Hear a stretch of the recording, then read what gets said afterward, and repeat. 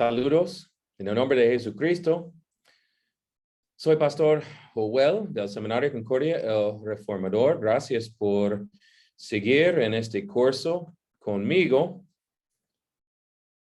Voy a compartir la pantalla para comenzar.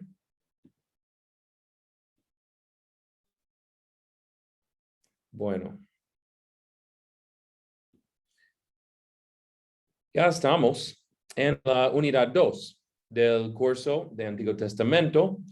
El tema de esta unidad es en el principio. La semana pasada, en la introducción, hablamos del pacto Berith, nuestra palabra hebrea.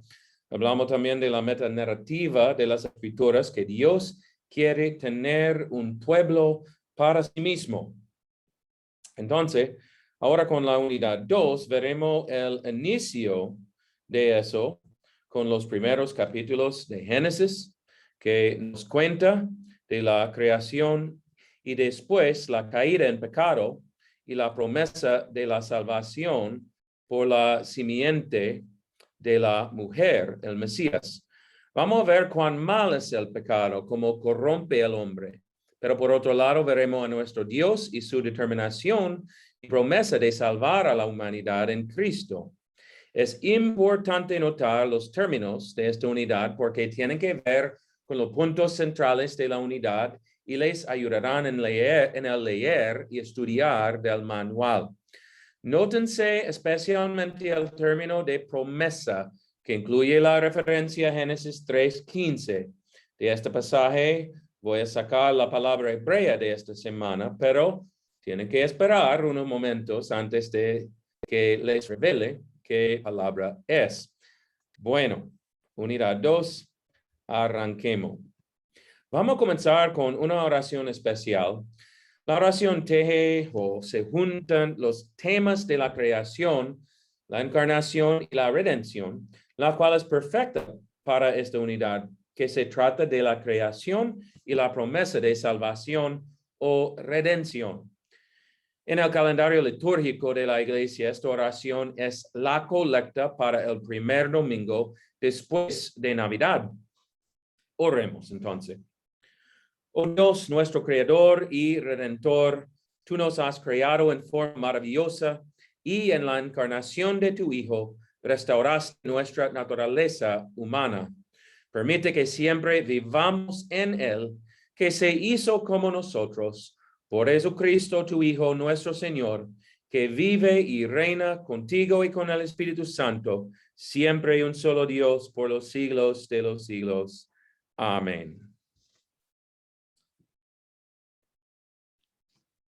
La palabra Génesis es una palabra griega y viene de la versión griega del Antiguo Testamento que se llama la Septuaginta.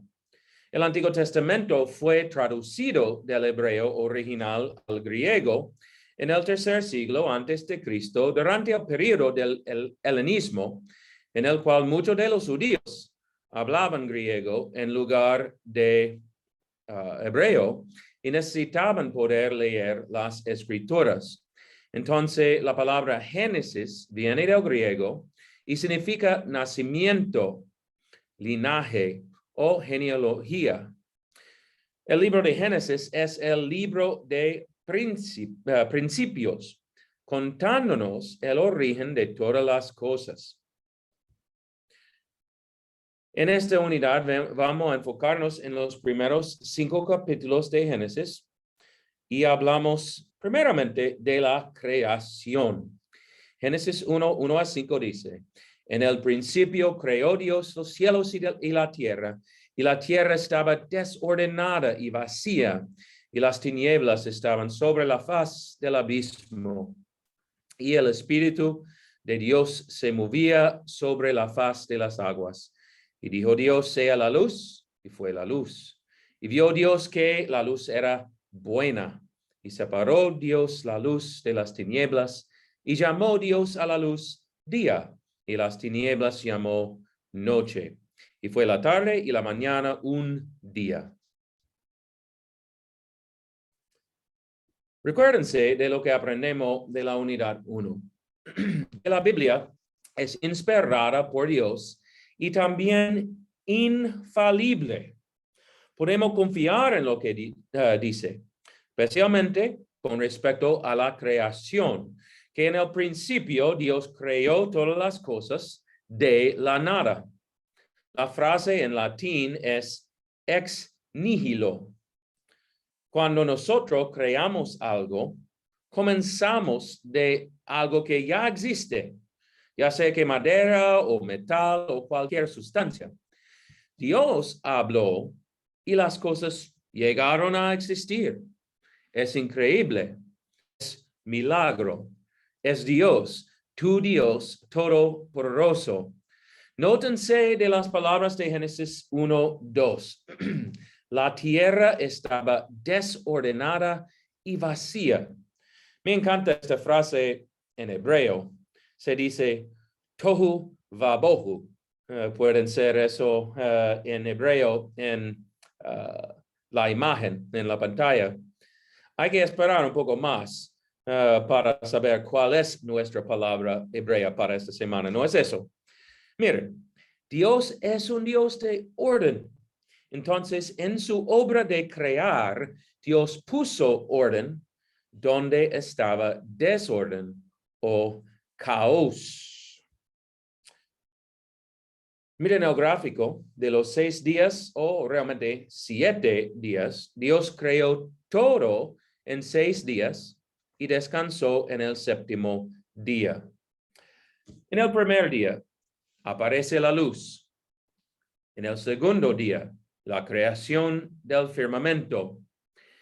El tercer día, la tierra es separada de los mares, surge la vegetación. El cuarto día, creación de las estrellas, el sol, la luna, etc. El quinto día, creación de los peces y los pájaros. Y el sexto día, creación de los animales y el hombre.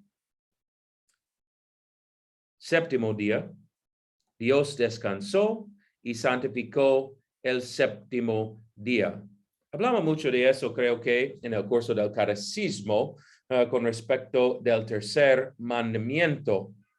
Vamos a volver en un momento a la creación del hombre del 6º día.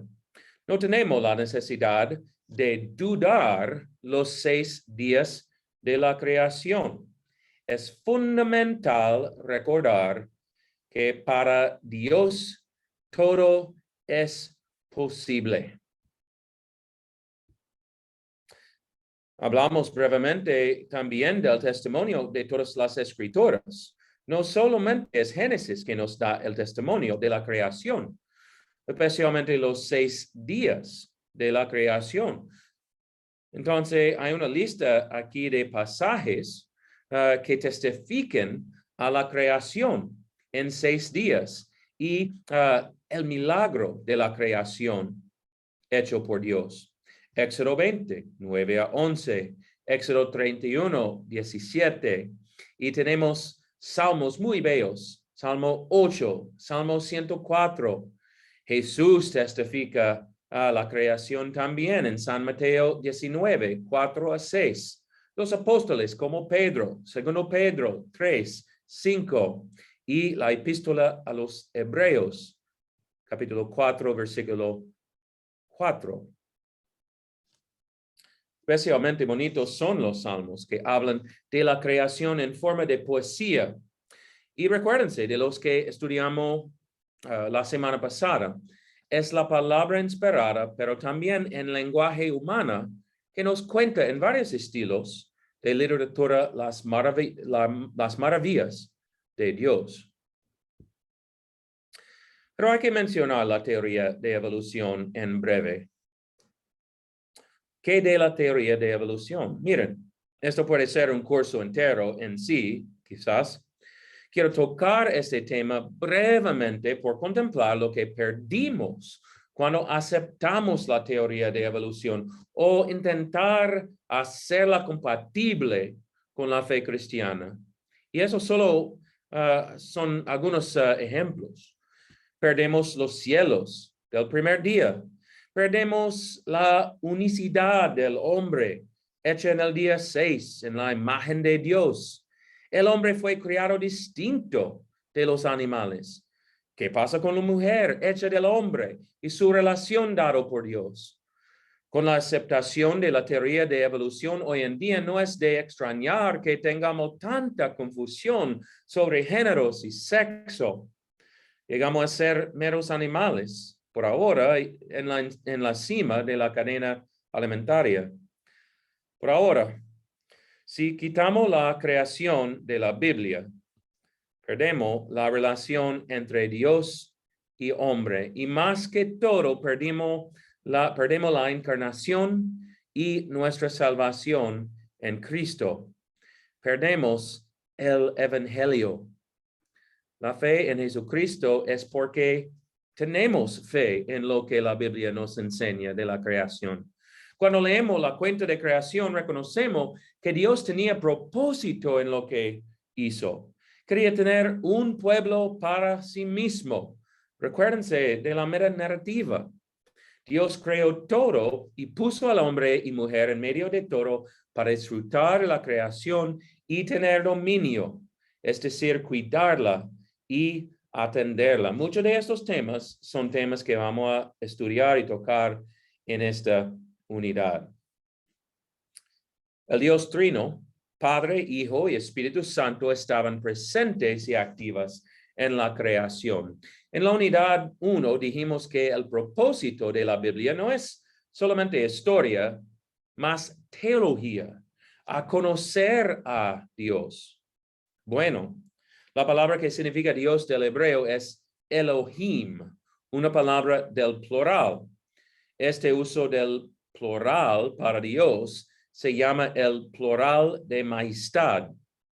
Escuchamos de Génesis 1:26, hagamos al hombre según nuestra semejanza. Es la primera persona plural, ¿no?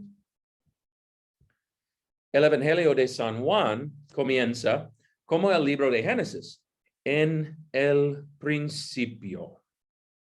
Pero notamos aquí que Juan nos escribe del verbo, el verbo del principio que era con Dios, que era Dios. Es la segunda persona de la Santa Trinidad. Es el Hijo de Dios preencarnado. Dios el Hijo es el agente de la creación, que dice Juan 1:3, todas las cosas por él fueron hechas, y sin él, nada de lo que ha sido hecho fue hecho. Juan comienza así, reconociendo que el mismo verbo, la segunda persona de la Trinidad que era en el principio, por quien todo fue hecho, se hizo carne y está marcando el comienzo de una nueva creación, sufriendo, muriendo y resucitando por los pecados del mundo. Volviendo al principio, Génesis nos dice, el Espíritu se movía sobre la faz de las aguas. Entonces, Padre, Hijo, Espíritu Santo. Y ellos no pararon, sino continuaron obrando para llevar a cabo la salvación nuestra. Pero nos estamos adelantando. ¿Qué de la creación del hombre? Avanzamos rápidamente a través de los 6 días de la creación. Pero, como vemos en Génesis 1 y 2, queremos enfocarnos en la parte más importante, el hombre creado a la imagen de Dios. Con este regreso a la cuenta de la creación del hombre, junto con otros libros del Antiguo Testamento, vemos que el hombre y mujer son la obra especial de Dios. Ya mencionamos el Salmo 8. Este salmo proclama que el hombre es la corona de la creación de Dios. Dios hizo el hombre del polvo de la tierra, formó la mujer de una de las costillas del hombre.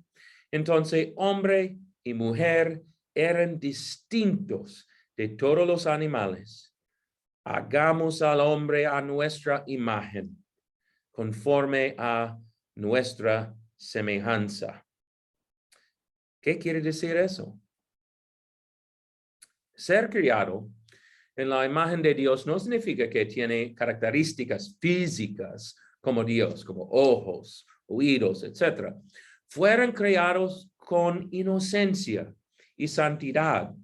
Conocieron a Dios como Él quiere ser conocido. De Génesis 2 especialmente vemos tres cosas distintas de ellos, hombre y mujer, que los separaron de todos los animales. Hombre y mujer tenían la capacidad de tomar decisiones morales. Tenían la capacidad de razonar y comunicarse racionalmente. Tenían también la capacidad de amar. Con eso, realmente eran reflejos de Dios mismo. Vamos a ver eso un poco más claramente en un momento cuando hablamos de la vocación. Lamentablemente, el hombre y mujer perdieron la imagen de Dios después de la caída en pecado, aunque quedan restos de la imagen de Dios en la humanidad. Perdimos la capacidad de verdaderamente conocer a Dios. La capacidad de amar fue corrompida en el pecado, curvada hacia adentro. Pero como mencioné hace un momento, Jesús ha traído la nueva creación en su encarnación. Y en el bautismo, Dios comienza su obra de recreación en nosotros para hacernos como su Hijo Jesús, la imagen de Dios invisible. Retrocedamos de nuevo antes de la pérdida de la imagen de Dios. Vemos que Dios creó al hombre y a la mujer con propósitos específicos. Los creó con vocación o vocaciones plurales, múltiples, ¿no? Fueron creados para ser mayordomos de la creación. Dios le dio al hombre dominio sobre la creación para cuidarla y atenderla. Dios vio que el hombre no debe estar solo y creó una ayudante especial para él. Realmente el uno para el otro. Con la creación de la mujer, Dios instituyó el santo matrimonio y creó la primera familia. Con eso vienen las múltiples vocaciones que hay. Hija, hermana, madre, esposa, maestra, etc. Y solamente aquí estamos hablando de las mujeres. Es un curso de diaconisa, ¿no? Pero hay mucho más, especialmente para los hombres también. En su vocación, Dios les dio la oportunidad de ejercitar este amor y ser reflejos de su amor. Eso se ve muy claro en la familia, ya sea hombre y mujer o con hijos también. ¿Qué dijo Dios? Fructificad y multiplicaos, llenad la tierra y sojuzgadla y señoread. Dios quería llenar la tierra de pequeños reflejos de sí mismo, amando el uno al otro, sirviendo el uno al otro, dando sacrificio para el bien del otro. Wow, yo no puedo manejar un mundo así. Solo en Cristo ahora podemos ver eso. En el santo matrimonio, vemos lo más claro, el reflejo de la relación entre Cristo y su iglesia. El matrimonio es la unión de una sola carne, de un hombre y una mujer. Por diseño de Dios, el hombre es la cabeza. Recuérdense de que nuestro Dios es un Dios de orden. Esto no significa que el hombre domina sobre la mujer o es mejor que la mujer, no. Es el contrario. Su gran responsabilidad como cabeza de la relación es autosacrificio, es servir a ella. La mujer es el cuerpo, o mejor, el corazón de la relación, sometiéndose a su esposo, confiando que él siempre hará lo que es para el bien de ella. Dice San Pablo a los Efesios, grande es este misterio, mas yo digo esto respecto de Cristo y de la iglesia. Entonces, cada matrimonio es reflejo del amor de Dios por su pueblo en Cristo. Con eso, no es una sorpresa que es la institución más atacada por el diablo. El primer matrimonio, la de Adán y Eva, sufrió bajo el ataque del diablo en la primera tentación. Conocen la historia, ¿no? ¿Qué pasó? Adán dejó su vocación de esposo, marido. En lugar de proteger a su mujer, echó la culpa a ella por el pecado. Hay que notar que la Biblia señala a Adán, el hombre, como el responsable del pecado. El serpiente, Satanás, los engañó para que dudaran la palabra de Dios. Con eso el diablo quería crear desorden y caos. Todavía es su obra hoy en día, engañar, alejarnos de Dios y su palabra, para que lo dudemos y vivir en desorden y caos. Entonces, el pecado entró en el mundo. Hablamos de la naturaleza del pecado. Hemos heredado este pecado de nuestro padre Adán. Eso se llama pecado original. Es nuestra condición desde la concepción de cada uno de nosotros como seres humanos. Por esta condición pecaminosa, pecamos.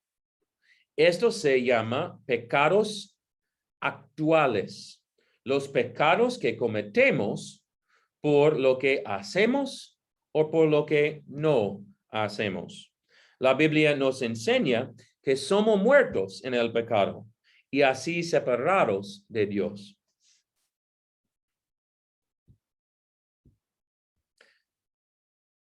Pero Dios buscó el hombre y la mujer, incluso cuando ellos estaban tratando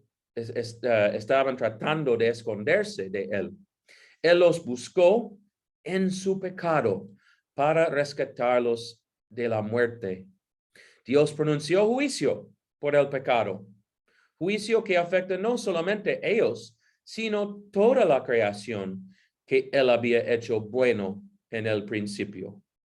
Pero Dios no nos dejó sin esperanza.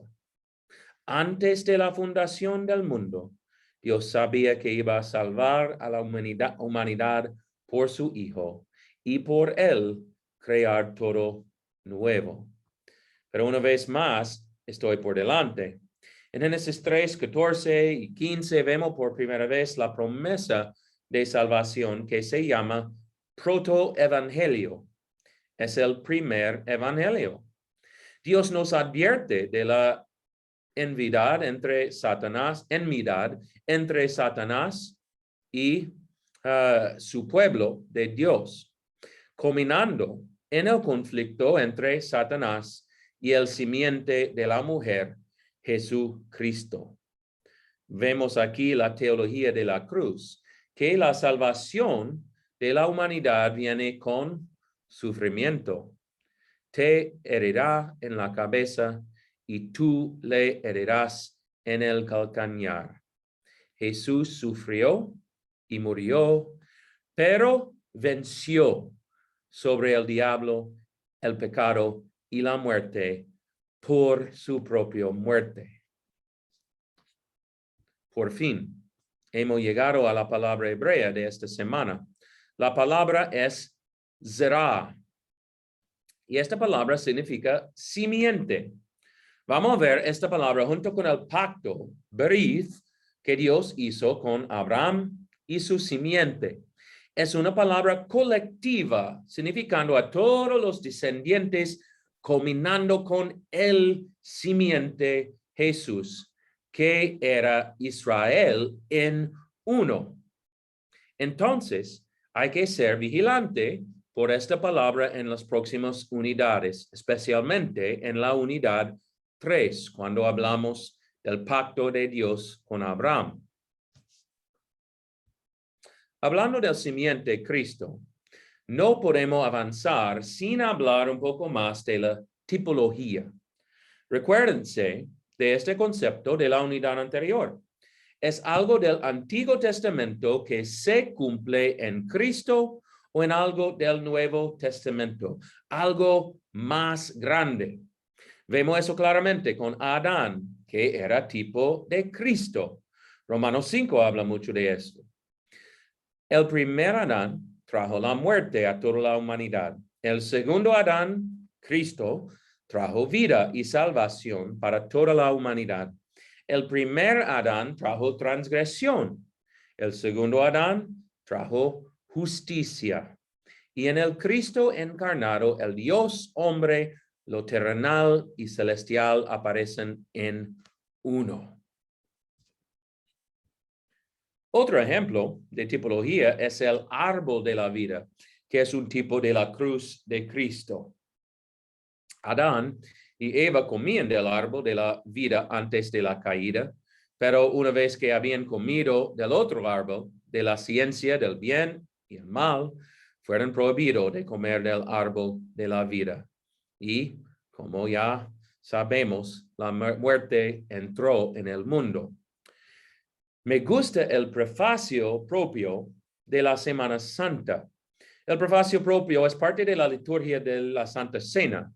Escuchen cómo esta oración entrelaza o se juntan los temas del árbol de la ciencia del bien y del mal, el árbol de la vida y la cruz de Jesús. Es una hermosa expresión de tipología, ¿no?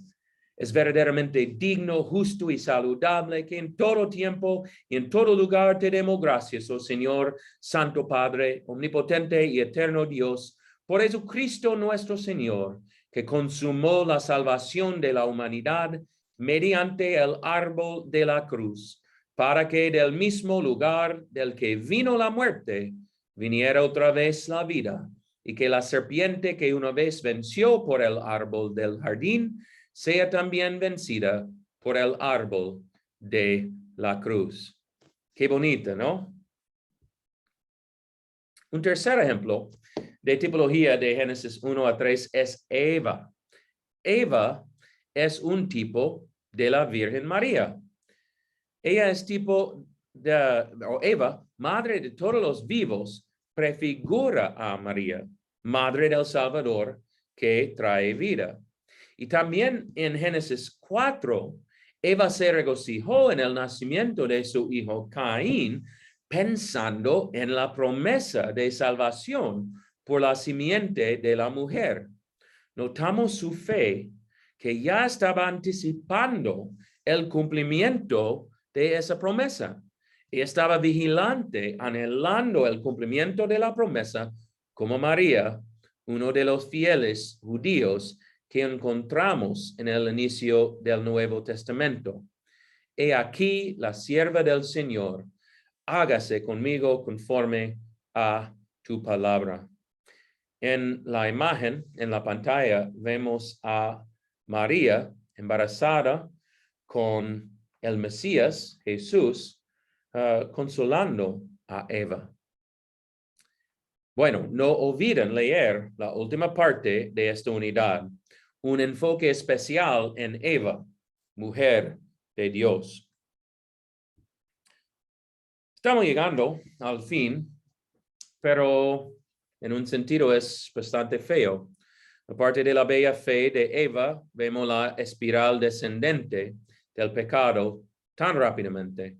La humanidad está atada al pecado. La naturaleza pecaminosa heredada se extendió rápidamente a los pecados individuales, pecados actuales, ¿no? Tenemos aquí la intromisión de la muerte como consecuencia del pecado. Lo vemos en el primer asesinato del hombre.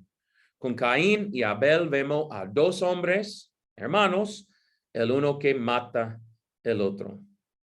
La sangre de Abel gritó por justicia, Pero la sangre de Jesús habla mejor que la de Abel. La sangre de Jesús nos habla limpios de nuestros pecados. Por la sangre de Cristo que Él derramó en la cruz, somos justificados y limpios de nuestros pecados. Nuestra unidad 2 termina con Génesis 5, los descendientes de Adán hasta Noé. Vamos a ver en estas generaciones, al inicio de capítulo 6, la maldad del hombre. No para con el asesinato de Abel, pero la promesa de Dios por la Zerah, simiente, sigue a través de estas generaciones hasta que lleguemos a la generación de María y el nacimiento de su Hijo, concebido por el Espíritu Santo, que tomó la carne para cumplir el pacto y promesa de Dios para la salvación de toda la humanidad y para hacer todo nuevo. Bueno, gracias por la atención en este video. Espero que es útil y beneficioso a ustedes en el estudio de la unidad 2.